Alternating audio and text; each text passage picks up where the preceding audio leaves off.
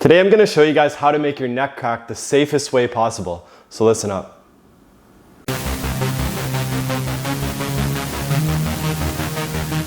Really quick, before we get going, you need to subscribe to RyleyRehab on YouTube. Every single week I'm going to be coming up with new content helping you become the expert of your own body. So, neck cracking, big topic. A lot of people hate it, a lot of people love it. My opinion is if you do it slowly, the crack isn't really a big deal.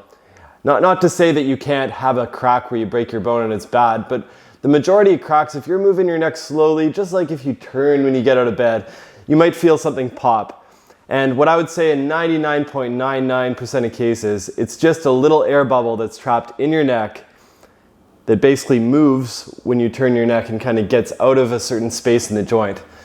So the majority of the time it's safe. The majority of the time it's not even bad, not even good. You just feel the pop and you're like, okay, whatever, no big deal.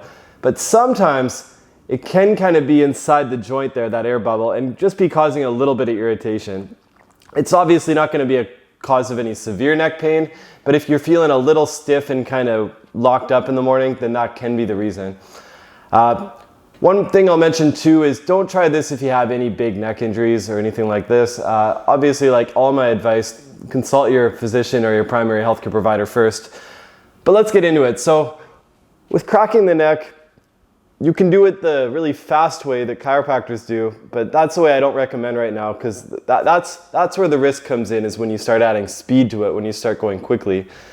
If instead you hold onto your neck right here, starting at about the jawline, tilt your head to one side, let's say to the left side for now, and then turn your head to the right side.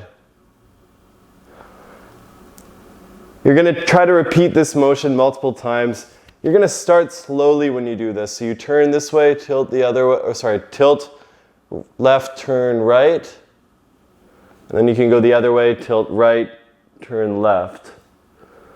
You might already get a crack out of this. If you don't, you can add a bit of speed, but I don't want you to go any faster than you would comfortably look if somebody were to tap you on the back and you were to turn around. So you go like this, work your way all the way down the neck. You should start with your hands up here, lower them down about 1 finger length, and try the exact same thing.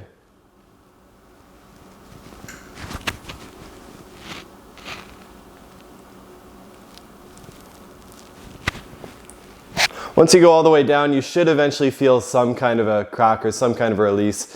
If you don't worry about it. It's not a real big deal. But just keep in mind that when you're doing this, you're not breaking tissue down, but you're also not putting your bones back in place. All you're really doing is you're just releasing little pockets of air that in most cases aren't causing any pain at all, but in some cases can cause some stiffness, and it might give you a little bit of relief from that stiffness when you do it.